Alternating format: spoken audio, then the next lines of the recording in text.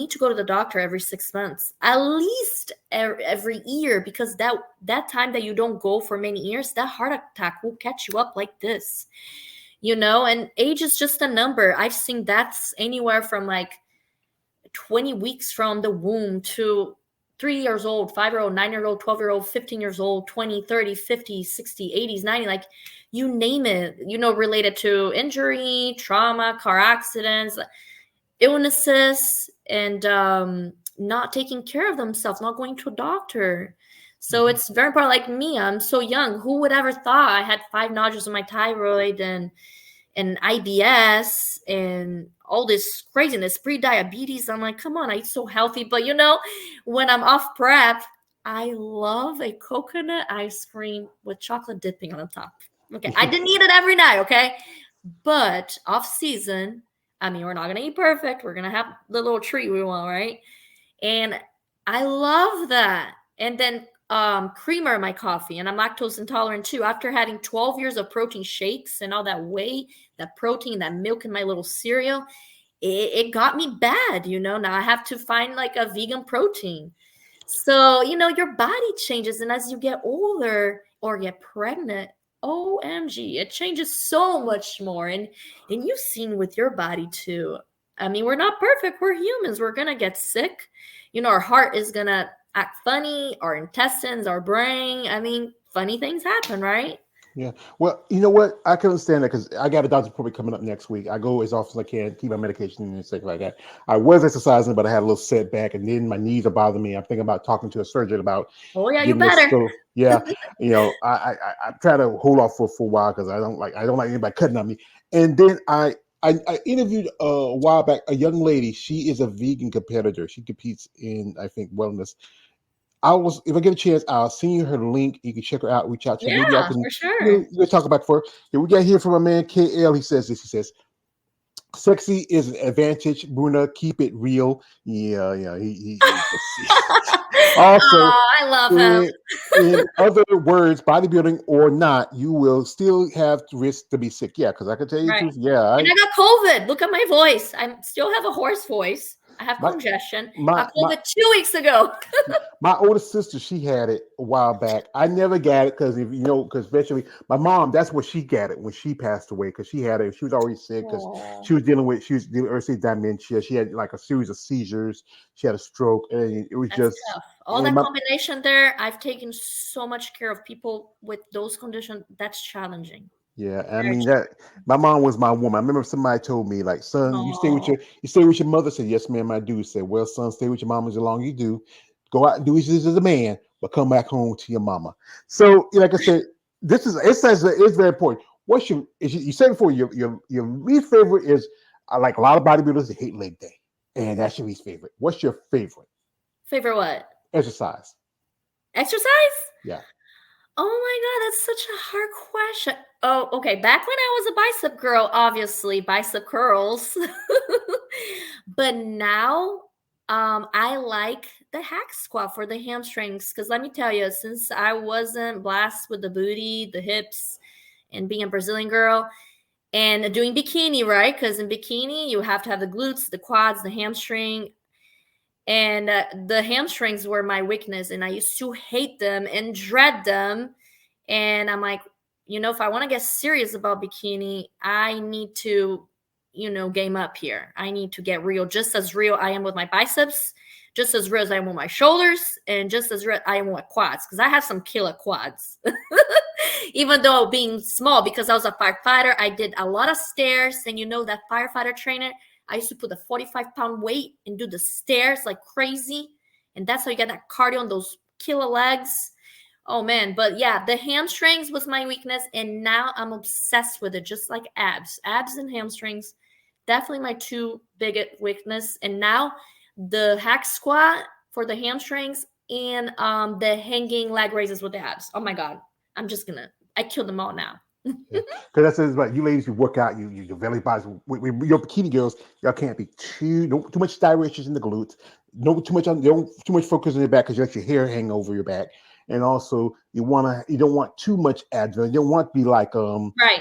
Certain ladies, because I know there's some women who have you can lose abs for being too shredded. Yeah. Yeah, Mhm. because and we talk about the resilience. It's a growing number. It's not just in wellness. You have people like Natalia you mentioned. There's also right now there's like at least two aside Natalia. There's like two women, other women in both in women's body and physique that's top three competitors.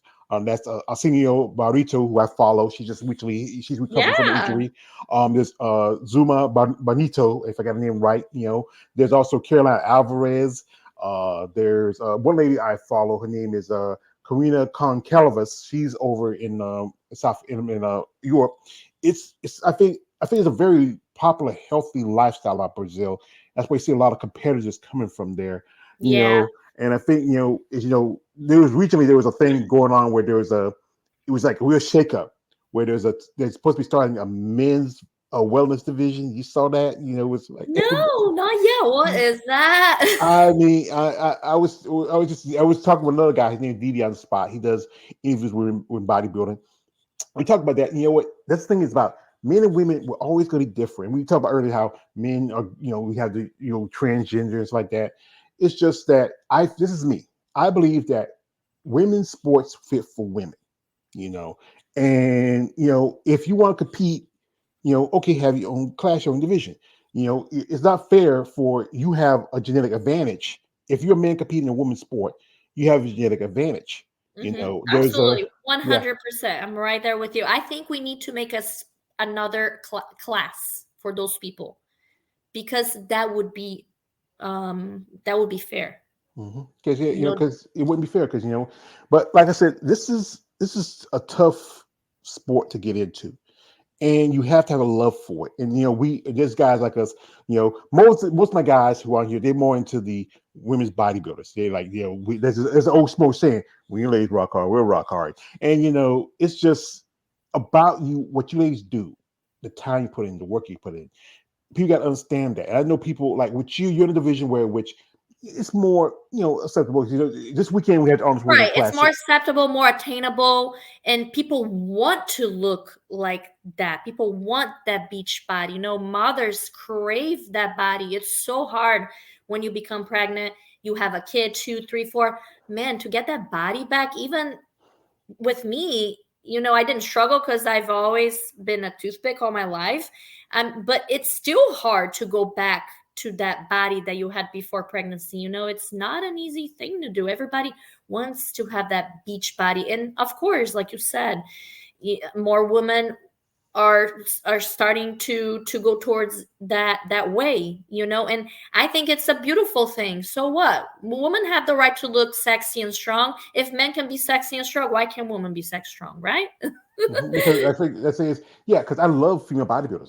I'm from the South. I love women. I love women. Period. Like there's old song with Tone Look says he says it's but he was like dealing with a man. Said he may not. He say it's the age. He's down with the ladies. I like says it may not be the age, but I'm still down with the ladies. But if you want to be who you be, understand that you have to accept the things that comes with this.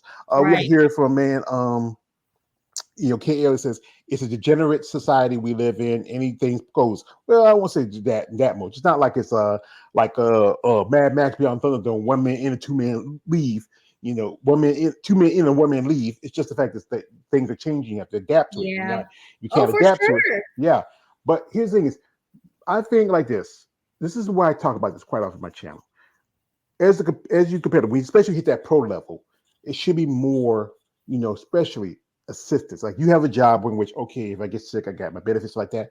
It should be more for you competitors. Mhm. More okay. Like one thing, you have sponsors, do you? So I You have I work a couple companies. They are Angel Competition Bikinis, Raw Nutrition, Iceland Sun Club, and Bombshell Sportswear. I'm ambassador for all of those, except for Sun Island Sunglass. I became a model with them. And with all those positions, you gotta get accepted. You have to have what it takes to be an ambassador. Inspiration, good content, fitness, health, beauty, strength, whatever that captivates their attention and their interest. you know they want somebody that they can trust and that looks good and that is a good person general to present them. But a lot of companies. They want pros, or they want people with a bunch of followers. And I think that's wrong.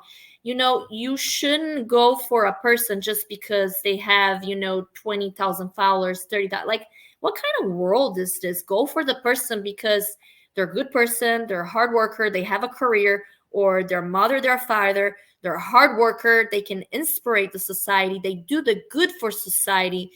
Because I don't know if you've noticed in Instagram, you can pay Instagram to go higher with your content and your followers, or you can pay, people that have Instagram accounts and give you more followers. Sometimes for certain people, it's a follower thing, and I'm like, wow, this is silly, really. Because let's say, like, you get a company and they're getting this pro, or this person that's not even a pro had tons of followers. Doesn't mean you have a tons of followers. That means they're gonna buy your product. You have to be a good person. You have to have inspiration and want and passion in your heart. I believe you have to have all these things. That's how I think if I have my own company, right? But being ambassador does help, believe it or not, because we get little discounts, and we also give friends, families discounts, and we get little points where we can buy things that are a little cheaper, but not that much cheap.